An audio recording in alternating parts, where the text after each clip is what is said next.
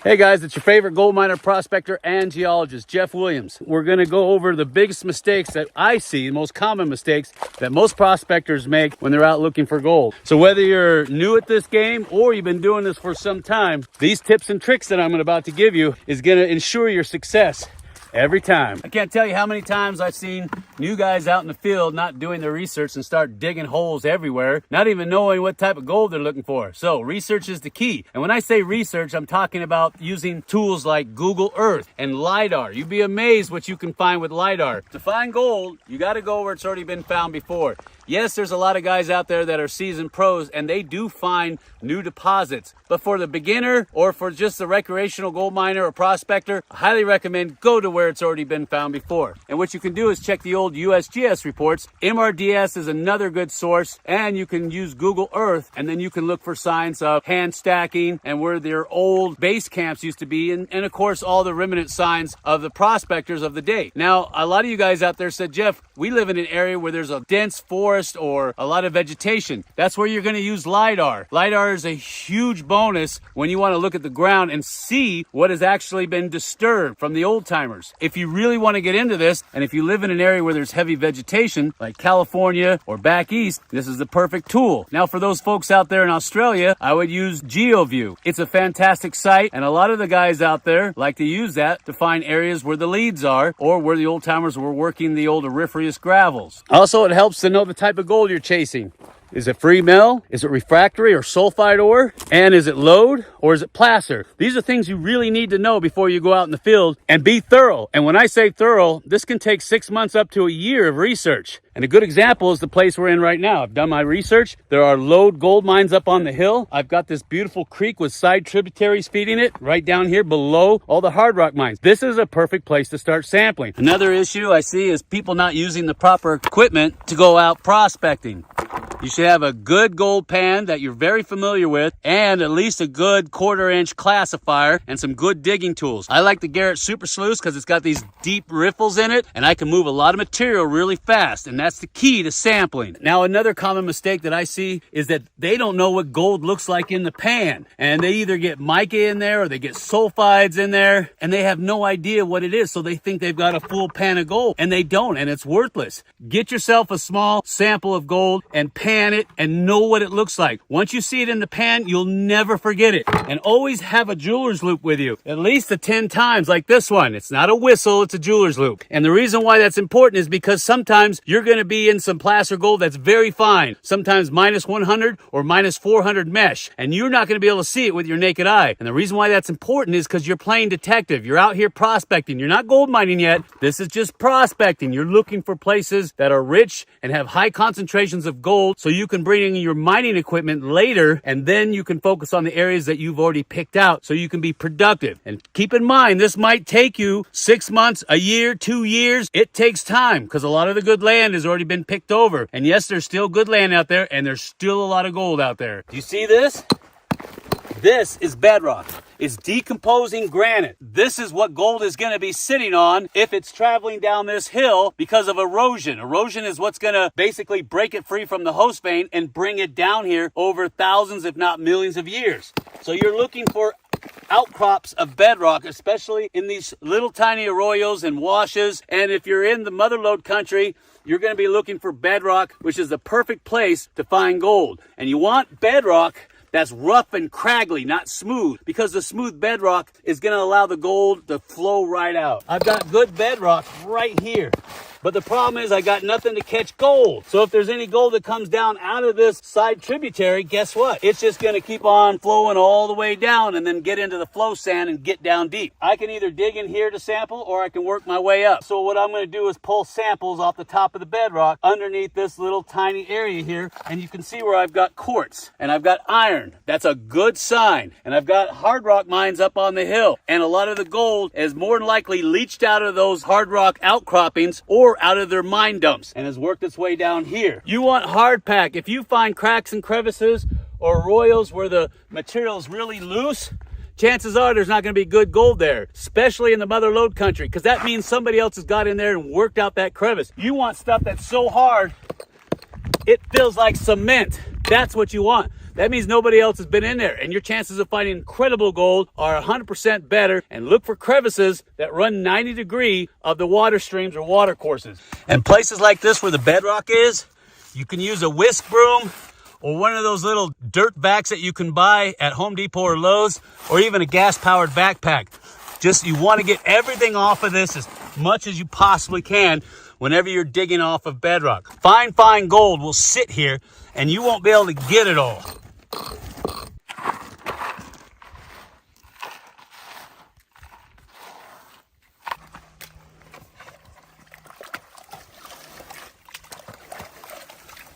Now, the other mistake I see a lot of new prospectors make when they're out in the field and they're sampling is that when they're panning their samples, they're being too delicate with it. I see them doing this because they're so afraid that the gold is going to pop out of that pan. I can assure you, I've panned minus 400 mesh gold as hard as I can, and it'll stay in the bottom of the pan. A lot of people have a hard time believing that or understanding it, and you need to shake that pan vigorously because you need to stratify the material. And all that means is you're getting all the heavies to drop to the bottom, all the lights to come up to the top. And once the heavies on the bottom, they're gonna stay there, I'm telling you. And you don't want to waste all day on a couple of pans when you're out sampling, because that's time you can be using to find other locations.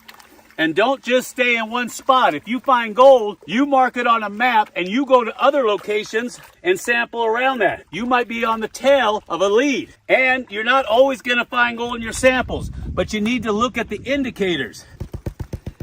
I've got a lot of bullets, which is good, right up in here. And this is where your jeweler's loop comes in, because I don't see any visible gold with the naked eye. But with this, I might be able to see it. And I got two little tiny pieces of gold at the top mixed in with all that other material, and there is no way you're going to see it. I'll see if I can take a snapshot of it. I'm going to mark this on the map that I found gold in this tributary. I'm going to go to all the other tributaries in the area. I'm going to do the exact same thing, starting from the bottom, working my way up to the top. And you're going to log in with either your phone or with pen and paper what you found, where you found it, and what it looks like. Is it coarse? Is it smooth? Is it round? Does it have quartz attached to it? All these indicators. You have to be a detective. If you want to find gold, this is how it's done. But if you just go out willy-nilly and start punching holes in the ground, chances are you're not going to find any gold whatsoever. Remember, we're prospectors, we're detectives. We're not gold miners yet. We're just basically trying to follow the clues that Mother Nature left behind so that we can find the richest concentrations of gold. And in this particular side tributary, I've got tons and tons of quartz. That's iron stain, and that's perfect. These types of rocks are good indicator. I've got lots of hematite, iron, I got silicified zones in there. I've got some limonite. This is a good indicator. And this as well. You see this old rusty red hematite stained quartz? This is another good indicator. And this is what I was telling you about, is that you have to know a little bit about a geology. You don't have to be a geology major like me. You just have to get out there and know the basics. What was the gold traveling in? And the basement rock. So that way you can differentiate between the two. You don't need a degree in geology to do this. And if you see rocks you don't understand, look them up. And if you can't find them, get a hold of me and I'll tell you what they are. This is a good example right here. Do you see the bands of iron running through there? That is beautiful. And you can see the host rock in there too, which is a granitoid.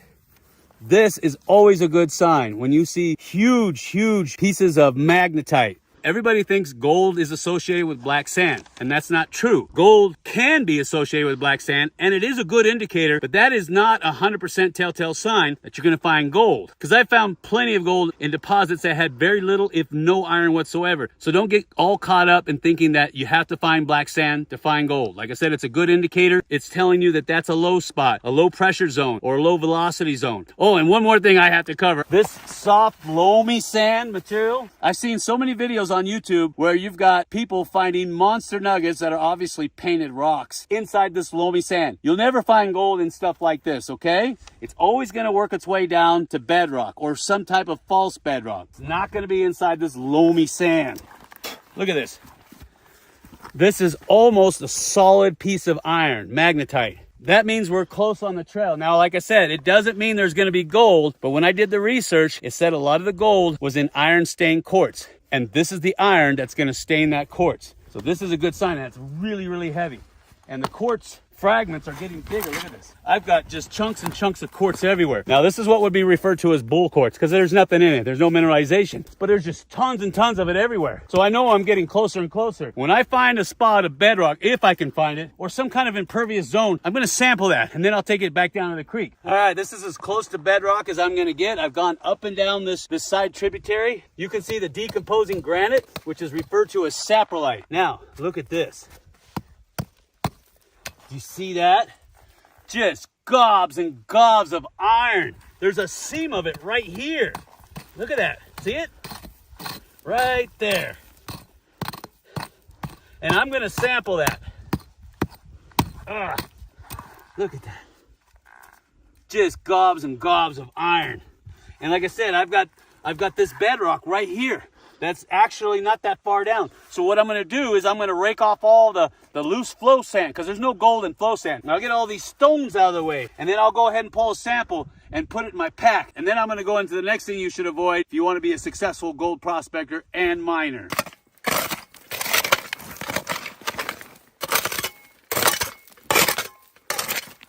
Now here's another thing I wanted to cover with you. You see these rocks on the side? These were put here by humans. This is not by erosion. Somebody stacked these, which means they were digging here. And I don't know how long they've been here, but that's something you should look for when you're using Google Earth, is areas where there's hand stackings on the sides of these old dry washes. That's gonna let you know that somebody was there before you and found gold. And that's a good indicator because a lot of time the gold is continually replenished year after year. And I can see a quartz vein with the float coming down way up on the ridge. And if I get a chance, I'm running up there and sampling.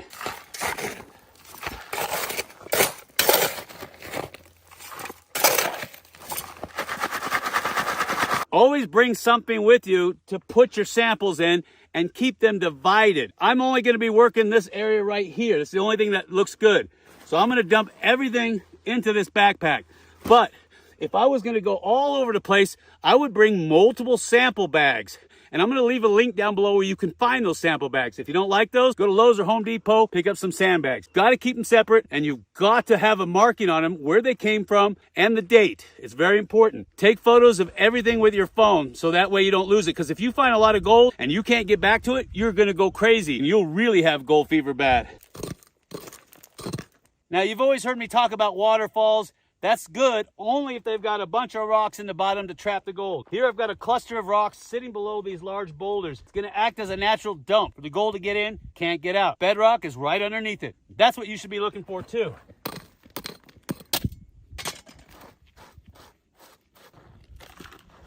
Do not exceed your limitations, your physical limitations. Anybody who finds gold gets gold fever, and it takes hold of you real strong. Problem is it overrides our logic centers in our brain. And what happens? We go running off in the hills in July and August trying to find the mother lode because we have a lead from somebody that said there's gold up there. What happens? Person gets up there, get heat stroke. They have to be Metaflight out of here. Know your limitations and only go out during the right time of season and be well prepared and never go alone. I've seen too many guys go out in the field looking for gold. They lose track of time. Next thing you know, they're in the middle of nowhere. They get injured. They sprain an ankle. They can't make it back. And guess what? Nightfall comes quick. Coyotes come in. It's easy pickings for them. Don't let that gold fever override your logic centers.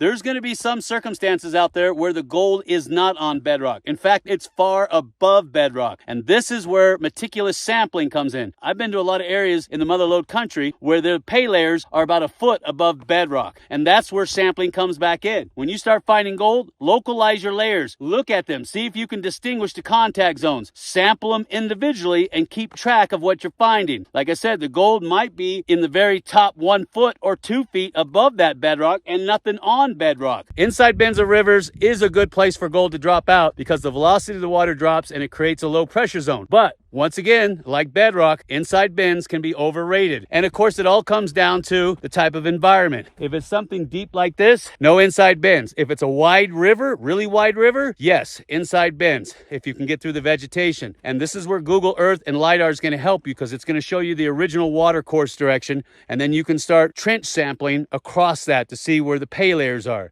Yes, it's a lot of work. Gold prospecting and gold mining is a tremendous amount of work. And sometimes it takes years before you find your first gold. But the more you do it, the more experience you get at it. And pretty soon you can go out in almost any location and you'll find gold every time. See that where I have these two arroyos feeding into one? Where they tie in, right there is another place to sample. See that tree right there? That tree shouldn't be there. When you start seeing trees in locations or a lot of brush where there's not supposed to be any, check that area, because chances are there's a fault there. And the fault has opened up, it's collected a lot of the soil, and it's collected a lot of water. And it's a perfect environment for shrubs and trees to grow. So that's where I'd also check, because you might find a very rich existing vein that is just loaded with gold. But be careful, because those areas are also good places for rattlesnakes to live, because it's the perfect food chain. Huge monsters of quartz all over the place here.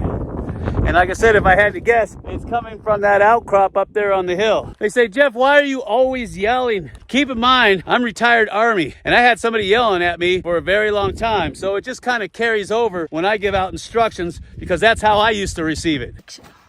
Oh my goodness. Yeah, that's not bad. All right. Like I said, don't exceed your limitations, because gold fever is real. Now in rivers and creeks, you're gonna look for these huge obstructions, but the key to that is that they need to be sitting on top of bedrock. If you can move them out of the way, I guarantee if you're in a gold producing district, you're gonna find gold under these large rocks. But the thing you should avoid is when you come back behind these obstructions and you think, oh, Jeff, this looks like a good spot for the gold to go over. Yeah, but where's it gonna get trapped? There's nowhere for it to get trapped. It might get caught in these roots, and that would be worth prospecting, but there's nothing on this side. There's no bedrock, there's no large boulders. So I see a lot of guys see these big rocks and they're like, oh, I'm gonna dig behind it. No, because the gold has nothing to hold on to it. Gold will hit this, and the water coming over will just burn it right out and boil it right on down. So there has to be something here to stop the gold, okay? You gotta think of in terms of hydrodynamics. Now, one more thing you should avoid, and I see this all the time, is prospectors forget to clean out their pans. They find gold in another location, they put their pan down in their garage, and they forget about it for a month, and they go back out, and they pan, and they say, oh my God, I found some gold. No, you found gold from your last trip. It's so important for you to clean out that gold pan every time. And I mean thoroughly, because the little pieces of gold will literally stick in any kind of grooves that that gold pan has, and it won't come out. What I want you to do is I want you to really get in there after every use and just vigorously make sure that it's wiped out 100%. Because there's nothing worse than finding gold in your pan that you thought came from your latest sample when it came from 2 or 3 samples back. Make sure you season your pan. When you first get it, it's gonna have oils from the manufacturer on it. Make sure you get a Brillo pad or some sand and just scrub the heck out of it. Get those oils off, because fine gold will float on top of that oily water. I know, enough jaw jacking, Jeff. I wanna see what's inside this 20-pound, feels more like a 50-pounder. When you're in a hurry and you're out here in the field and you're trying to cover as much ground as possible, the best thing to do is to pan it down to a small amount and then start again. Trust me, gold is not coming out of that pan. And you know what? I'm going to make a special video just for all the naysayers out there. They say, oh, Jeff, I think you're too aggressive. The gold's flying out of that pan. All right, let's get on to getting this on. Because I want to know if there's gold in here, and I know you want to know if there's gold in here. But I'm not going to do anything till you smash that like button. Smash it hard! All right. Little at a time, my brother. Little at a time. Here we go. Oh, yeah. Oh.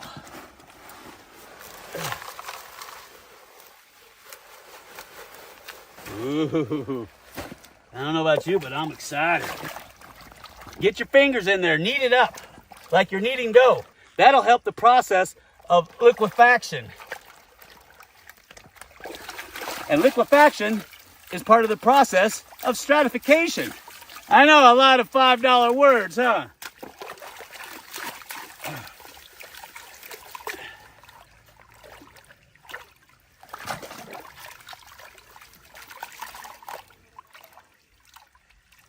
All right, that's as far down as I'm getting. Then I'll go to the next one.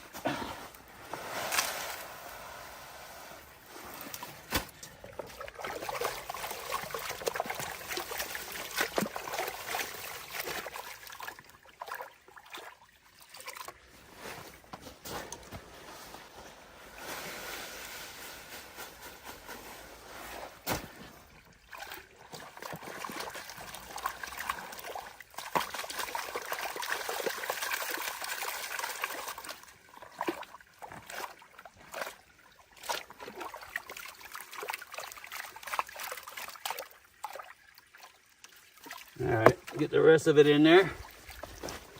Remember, when you're out sampling in the field, it's all about efficiency. You want to cover as much ground as possible. And you want to make sure you keep notes of everything you find, because you're playing detective. Remember, we're prospectors. We're not gold miners, not yet. We got to find that nice juicy spot. And it may take us 6 months to a year to find that spot. But once you find it, it's your spot. And I'm going to go over into filing claims and looking for these juicy spots here in a second.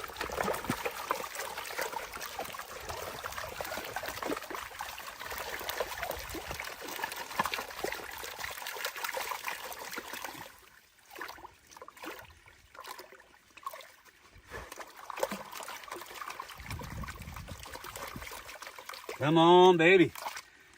Daddy needs a new pair of snake boots. All right, I'm getting down to the nitty gritty, so I'm going to slow down just a tad. All right, let's see what we got. Because I'm real curious. I am real curious. All right, let's see what we got. I already see black sand. Oh, man, lots of black sand. Jeez. And like I said, that's not an indicator, so don't get too excited, but come on, give me some. I see lead, tons of lead. That's a no-brainer. Oh, I got gold. Shake it down. Williams wiggle. Oh, that's a lot of gold. Oh, look at that wire gold. Look at that wire. Alabama bump. Look at that. If I can get that lead away. Oh, that's nice. See that wire gold right there? Oh, that's a nice piece of wire gold. And all these other little pieces in here. Nice. That's not bad for sampling. And this would be worthy of a claim. And me to go back there with a dry washer, because I'm not hauling this stuff down the hill. Look at that. That is nice. See all the little fines in there? Nice chunks, wire gold. Now, what you want to do is you want to look at that gold up close. You want to get real friendly with it. And you want to say, hey, are you rough and angular? Which it is. And there's little bits of quartz locked into it, which means the host vein isn't far away. Are you seeing this? Nice. And when the host vein isn't far away, oh, that's the stuff dreams are made of. If you can find the original vein that this stuff came out, which is what I'm going to be doing. Now, I know you're saying, Jeff, you said something about finding claims and finding land that's rich. Yes, that's how I found this area, is that you have to go over My Land Matters and you got to painstakingly look at areas that are open for claim. Remember, September 1st was the filing date. So people who might have not wanted to pay the $200 per claim, or they forgot, then you can roll right in and you can snag those claims. You see how that works? All you got to do is check My Land Matters under the BLM status. Look to see if they paid their $200. First, I'd look at the assessment fee. Then when you think you're on a winner, call BLM and say, hey, is this claim open? Is it been closed out so I can file on it? Ask them right away. If they say yes, boom, get your paperwork in ASAP. And don't tell anybody, okay? I've seen too many guys out there find rich deposits that it's taken them years to find, only to open their mouth because they wanted the bragging rights. And what? Oh, they came in at night and took all their gold. I'm telling you, gold fever is real, and I've seen many men lose a lot of gold because they just had to brag about it. And the last thing you should avoid at all costs is having a negative attitude. I've seen many guys go out in the field and they swear, oh, I'm not going to find gold. There's no gold here. And guess what? They didn't find any gold. Imagine that. But you go out there with a positive, strong attitude, and I've seen guys find gold where it shouldn't be. It always seems to be in the early hours of looking for it, or almost when the day is over. That's a really strange phenomenon. But you got to stay frosty, my brother, and you got to keep that positive attitude. So avoid being a doubting Thomas, because that's a surefire way of not finding any gold at all. But I want to know what you think. Is there anything else you would add to my list of things to avoid if you want to find gold every time? Go ahead and leave your comment down below. We would all love to hear it. And don't forget, at the end of every month, we give away 10 bags of incredibly rich pay dirt from our drift mine, a brand new Gold Monster 1000 metal detector, and this month in September, every bag comes with a silver bar. Just click on the little link right here, make a $10 pledge, and you're in like Flynn. And I'll see you on the next video.